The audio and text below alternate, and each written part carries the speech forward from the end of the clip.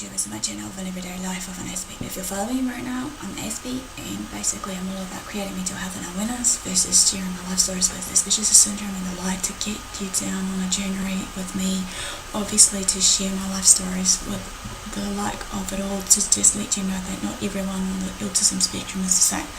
I also do some mental health disorder series versus also just some tips and advice in here and there of methods of words of encouragement based on my life experiences, and just hopefully some of this will be a message of hope. So now at this current time, since I'm back, I've decided to try and at least maybe do a little bit of fun things here and there before the end of the year, be it tag videos and the like, as well as just tidying up some loose ends before I continue on to the Let's Talk series that I want to talk about. That is close to my heart right now, certain important issues that we need to address right now, even though that some of the issues are being ignored or what have you. So this one of the tag video right now is going to be the 5 question parent tag and child tag, or the now and then tag maybe, I don't know as of yet, but I'll hopefully think of something as soon as possible about it. But in the meantime, enjoy and hopefully learn something about me regardless of my answers I give you, and hopefully just to respect what I share with you all, like I do with you lot when I come onto your channel and encourage you all. So question number 1 is, do you think that parents nowadays are more tolerant than in the recent past? Why not? Okay, I had to look up, as I said before, tolerant, because obviously I have to, Google is my friend, and obviously I have to search up certain words so I can understand what's being answered here. So there are 2 differentiations or meanings to this word. So tolerant, and how I look at it, is number 1, showing willingness to allow the existence of opinions or behaviours that one doesn't usually agree with, or 2, for tolerant, is willing to accept feelings, habits, or beliefs that are different from their own. So how I look at it for this one is parents are tolerant these days? I guess they are, but then again, parents are parents, and they were once upon a time kids. Basically they have their own belief system and put in place that, sometimes many of us may regret, to the point that get so rebellious and whatnot, standing on our own 2 feet, and basically to this point of today that we need to think to ourselves, we should have listened to them in the first place because they're the wise, obviously. So I always tend to try and take on board some of the things that they're sharing, even if they are old-fashioned and been brought up the old-fashioned ways and values and morals and whatnot, because at this point of time I believe that, some of these values and morals that are instilled in me are of value and use to me still to this day, regardless, even though many people may think I'm boring or don't want to go the traditional way of, these bits and pieces of how I go about my everyday life, regardless what it may be. So, question number 2 is, kids today are given cell phones and restricted access to the internet, a limited access amount of, gaming products, consoles and the like. At what age do you think is acceptable to present a child to this technological aspect of human life? Is there a different time for each different technology? Should they be educated thoroughly before giving them the technology, or let them find out themselves? Why not? Well, this question basically that is being asked on question 2 is quite of a mouthful. I'm trying to break it down as short and brief as possible, even though at this point in time I feel that I have answered this question based on my business report that I did back in the days in my polity of a report based on kids and technology, which is acceptable age for kids to actually have different forms of technology and whatnot. But I guess that as technology is increasingly advancing in all areas of life, be it education, be it just learning things by drawing or what have you, that sometimes I feel that there comes a time that we might need to put a bit of a restriction, not too much of a restriction, but just enough to just keep an eye out on our younger generation, obviously, so that they don't, get hurt too much. Because it's all about keeping safe, even though that, internet safety is important first and foremost, despite that there are a lot of internet trolling and bullying and everything else that's going on. It still exists today, even though many people may not think that, but it does. Also, I feel that the right age to introduce certain technologies, like for example, like kids with iPads, probably 4 or 5 maybe, reaching out, trying to learn things, learning to read, write and everything else. And then maybe for technology like your cell phones and all that, probably 8 or 9, but like I said, there's no right or wrong answers here, but then again, we just need to be on one that there are internet troubles and whatnot. Anyway, number 3, what do you think should be the proper punishment for an angry child who tries to hit a parent? Again, there's no right or wrong answer here. Obviously, first and foremost, we need to stop and think about why they're being aggressive for the child or even the adult. We need to remain calm also when this is, escalating to a point. We need to sit down, think about, the causes and triggers, and hopefully working out a solution. Because sometimes, kids may be going out on a whim of their anger outburst or what have you, basically for a reason. Maybe there's a reason. Here's a classic example, as I've shared so many times before, is if a child is autistic and they're non-verbal and they're trying to find a right meaning or a way through just communicating to us in a way that they're overwhelmed through all these different scenarios of their sensory overload based on where they are. Maybe here's a classic example, is a noisy environment in a supermarket, just doing your groceries, and then your kid tends to just feel so overwhelmed that they get angry, they cry, they get emotionally, attached. But then again, being a parent is a hard job. I commend some of the, parents that are doing it. But then again, there are, like I said, some reasons, but there are a few tips I want to give to you all before I continue. Don't assume you know why your child is behaving aggressively, though, however. The behaviour is actually the symptom of the actual problem, however, as I said before, a classic one of sensory overload, sensory meltdown stage. We often guess at what's going on inside someone based on what we see. Instead of communicating to the child, we just make that assumption and just go with it, that they're the, bad child and they're just going out of a whim. It could be anything, Tip number 2 is rule out medical or sensory issues before deciding the aggression is due just solely onto that any other trigger. Okay, as I said before, some children may be sensitive to certain, extreme sensitivities of the sensory output versus the sensory input, such as your noises, lights, and certain sensations of basically feel and touch. We all have minor sensitivities. Maybe you don't like scratchy sweaters or the way certain fabric feels. For some kids, multiply the way that feels by 100, however. This leaves a child literally feeling like they could come out of their skin sometimes. And this is what you want to do, overstimulated and may scream with the behaviour that is aggressive because they don't know how to express what they're feeling, as I said before.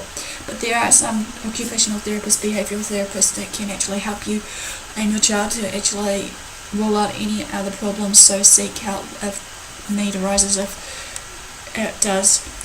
Tip number 3, I think I'm up to, is rule out any allergies to foods or the environmental factors as maybe a primary cause for aggression.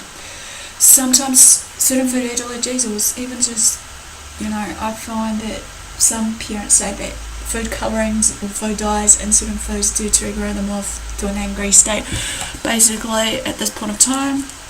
So this might be a way to just do away of it, and then also another tip here is, if you do give them certain foods that triggers them off from their style, regardless, like I said in the food sensitivities, which I recommend, is that keep a food diary, or even a behavioural diary if you must call it that, and just write down what they're doing and whatnot, which this leads to the last tip number 5, do some investigating. Just write down or track your child's behaviour for a week or 2 and see about the situations or feelings that seem to trigger these aggressions. Don't always assume that you know what's going on with your child or how the child is feeling when they hit or kick you on someone. When the situation has calmed down, however, and everyone is safe, maybe sit down and talk to the child and help them identify what actually happened. Did he or she feel threatened, by someone by calling their names? Is there a particular situation or people that seem to trigger behaviour? Just do some really in-depth information about it.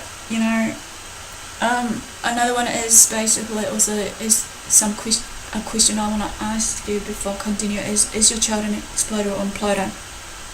When a child is experiencing emotions or sensations that are extreme, like waves of different emotions and sensations that are extreme, it's going to come out in some way or another, whether we like it or not. So as I said before, sometimes when they do have their stimming sensation going on, let them do that. Some children, however, will explode. In other words, the emotion will be turned out outwards onto others, much like a soda can. Imagine that as a soda can being shaken up and spewing out all the fizziness when it's open. This, in some cases, rings true for a child when an emotion builds up. Okay, basically, just gotta remember, if your child starts to harm themselves as a way of coping with stresses or emotions, this is just a serious of a concern. Exploders tend to get more attention because their behaviour becomes a problem for others, but imploders need just as much, perhaps more, support finding positive ways to cope with life. So, like I said, seek professional help if you need be. Okay, if you want to know tips and advice on this quickly before I go on to it, is 5 ways to manage the aggressive kids. 1, be involved. As a parent, as you know, you need to guide and teach us, to handle emotions in stressful situations, regardless of what it is. Know that it's not your fault, however, when these arises of certain situations that your child acts out aggressively. It means that they're experiencing something. It could be a terrible situation, or it could be just, as I said before, the classic example with sensory overload.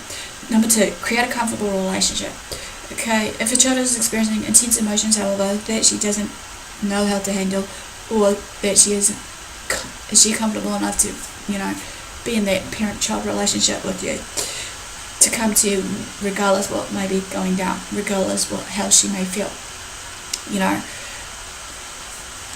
Do not forever understand. I hear this all the time.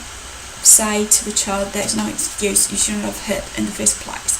Tell the child there's nothing you can work through together and you're there to support them. And then show them through your own behaviour as well, that when you are upset, you handle your emotions in a way that is constructive without exploding out. So, number 3, give your child words. Many children may not have the ability to name an emotion, however, to that feeling, okay? So therefore, like I said, maybe to help that child to identify what they're feeling, maybe usually can be another feeling. Validate that feeling can be normal, even though the behaviours such as screaming and yelling, etc. isn't okay. The feeling that triggered that behaviour is valid. And then maybe just say, for a classic example to your child, when you sit down and talk to them when they'll come down, of course you felt sad with your friend to hang out with someone else, but throwing rocks isn't the best way to handle it. Number 4, brainstorm on some coping tools and mechanisms. No matter what cause of the aggressive behaviour, your child must learn to cope with intense emotions, or he or she going to have some negative consequences of life. Like anything in life, what we say and do will lead to consequences sooner or later. Talk together about what helps him to calm down. He may need a way to release the energy, not to spew it out to others, maybe just to burn off energy by running around. Talk together about what may help to calm down. Maybe basically, a classic example, if it's an older child like your teen, they could go to the gym and box it out. Or go to the gym and just run it out on a treadmill, listening to music and whatnot. For a little child, they might just want to go in their room and just do some creativity on a piece of paper or something while studying. You just need to question yourself some things as well. Basically, can they go on their own in their room by themselves if space is required, unsupervised, to calm down? Do they need to avoid certain people's situations? Sometimes, we need to trust their intentions and present the ideas in a positive manner of helping your child behave appropriately with others, not shaming them in any way. If it doesn't work, go back to the drawing board, however. Keep brainstorming until you find the most possible situation that will work for them. And last but not least, basically, tip number 5, behaviour and mood disorders. As we know, sometimes with aggression, it might come down to a bigger picture. If your child continues to exhibit aggression, despite the efforts to help manage your emotions, you may want to schedule an appointment with a counsellor or therapist, because it can lead to mental health disorders and whatnot, so to speak.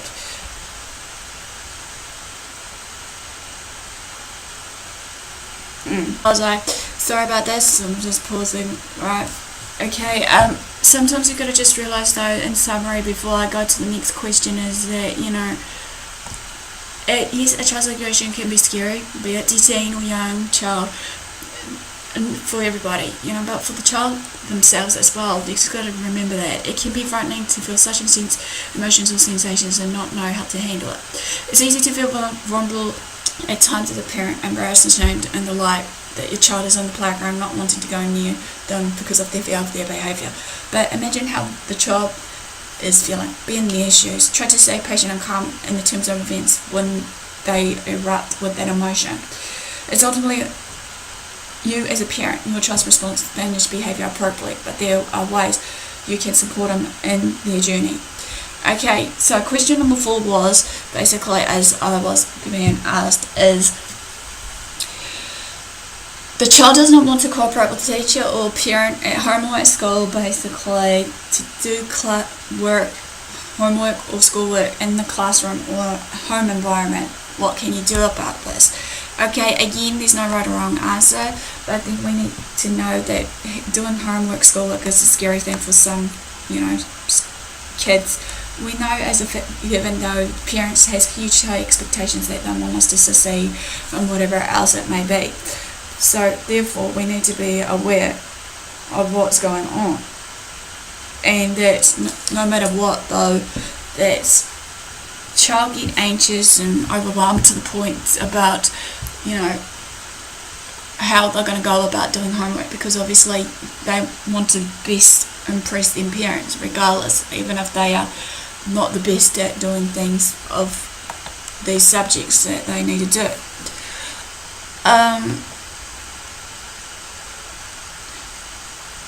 We need to know that sometimes, when it comes down to it, that there are a few tips basically that we can do for basically a child when it comes down to them not doing homework or schoolwork. Just guide the child, do not control them. Okay, motivate them, see if they're motivated, see if they're enjoying homework and schoolwork and whatnot. Just do not forever, nag them and what have you. Also, basically, these are a few other tips to just bear in mind also. Ask yourself what worked in the past for them. Think about the time when your child has gotten homework done well, and with that, no hassles. What was different? What made it work that time? Ask your child about it and believe what they say. See what works and motivates them instead of what motivates you. Tip number 2 is basically stop the nightly fights. The way you can stop fighting with your kids over homework every night is stop fighting with them. Disengage from maybe the activity, choose some other activities. Let the homework stay where it belongs if they don't want to do it, between the teacher and student. Refuse to get pulled back into school in the future. Stay focused on your job. Number 3, take a break. It's always important, as we know, to take breaks every now and then. Sometimes when you feel you're getting reactive or frustrated, sometimes this will actually show in your child as well. So take 5-10 minutes to calm down and let your child to do the same if it's boiling up. Okay, sometimes it's necessary to have a timetable structure in place, or just certain other parts in place, however, regardless what it may be. Another one is also sometimes we tend to question, regardless of it all, that the consequences that you give to your child may not work. Basically, get out of your child's box and stay in your own. When you start over-focusing on your child's work, pause and think about your own goals, what your life goals are, and what homework do you need to get done to achieve these goals. Model your own persistence and perseverance to your child. Let your child make his own choices and deal with the consequences later. Okay, at the end of the day, basically, it's up to the child how they feel about doing the, study or whatnot. And basically, the last question is number 5. Would you be the kind of parent that protect the child from getting dirty, play with animals, and wrestling with friends, or would you be the type of parent that don't show away the kid from their experience? Well, here's the example, my classic answer is if I did have a child is a bit of both, but then again, sometimes children will need to learn. So basically, maybe just let them go on a whim and actually be sure that they know right from wrong and know the consequences from what they're doing, regardless of their learning, of wrestling with their friends or what have you. Basically, that ends the quick question of the 5-parent child tag. I challenge you all who may have, kids, maybe to do this tag so that we can show that we're engaging. Give me the like for thumbs up for support. Comment below if I missed out anything or just some tips that I may have missed that may be of value and use to others. Feel free to subscribe to my channel if you haven't done so. Feel free to also follow me on Twitter, Facebook. Thanks for your support. Thanks for watching. Until next time, I'll see you all again soon. Aspie signing.